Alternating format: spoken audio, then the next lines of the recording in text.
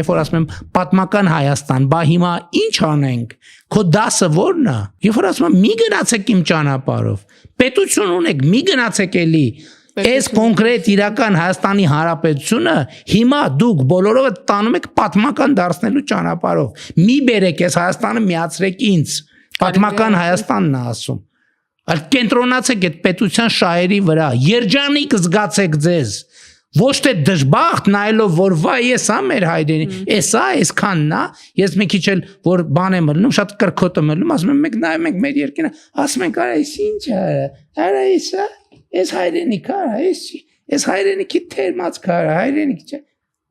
ասում ենք մի եղեք ման այդքան պատմության առաջ էլ երախտամոռ եղեք, որովհետև պատմությունը ասեն երջանկություն է տվել,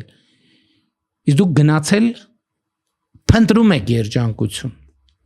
սա մեր երազանքների Հայաստանն է և այս Հայաստանի Հանրապետությունը մեզ հնարավորություն է տալիս մեր բոլոր երազանքները կյանքի կոչել, եթե մեր երազանքները պետական են,